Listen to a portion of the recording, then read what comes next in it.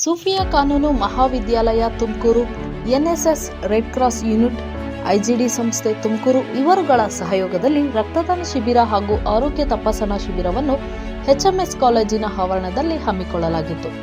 ಈ ಕಾರ್ಯಕ್ರಮವನ್ನು ಮಾಜಿ ಶಾಸಕ ಶಫಿ ಅಹಮದ್ ಜ್ಯೋತಿ ಬೆಳಗಿಸುವ ಮುಖಾಂತರ ಕಾರ್ಯಕ್ರಮವನ್ನು ಉದ್ಘಾಟಿಸಿದರು.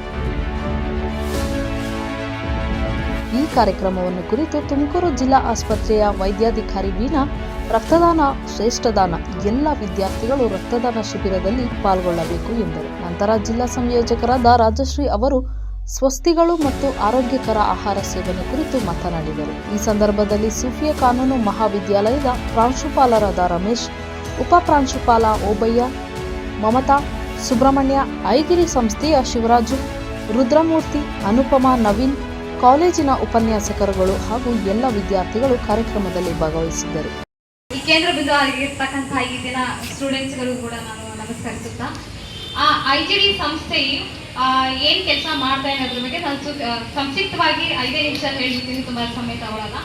ಐಜಿಡಿ ಸಂಸ್ಥೆಯು ಸಮುದಾಯದ ಜನರಿಗೋಸ್ಕರ ಅಯೋಡಿನ್ ಡೆಫಿಷಿಯನ್ಸಿ ಕುರಿತು ಮಾಹಿತಿಯನ್ನು ನೀಡ್ತಾ ಇದೆ.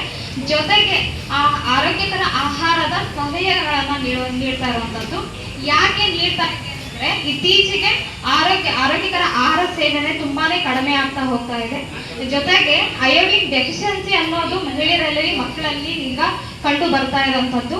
ಅದಕ್ಕೋಸ್ಕರ ಹಳ್ಳಿಗೂ ಮತ್ತೆ ಶಾಲೆಗಳಲ್ಲಿ, ಕಾಲೇಜುಗಳಲ್ಲಿ ಇದರ ಬಗ್ಗೆ ಜಾಗೃತಿ ಕಾರ್ಯಕ್ರಮಗಳನ್ನು ನಾವು ಹಮ್ಮಿಕೊಳ್ತಾ ಇದ್ದೀವಿ. ಹೆಚ್ಚಿನ ಮಾಹಿತಿಯನ್ನ ನೀವೆಲ್ಲರೂ ಟೆಂಟ್ಗಳ ಹತ್ರ ಬಂದು ತಿಳ್ಕೊಬೇಕಂತ ಹೇಳಿ ಕೇಳ್ಕೊತೀನಿ. ಧನ್ಯವಾದಗಳು.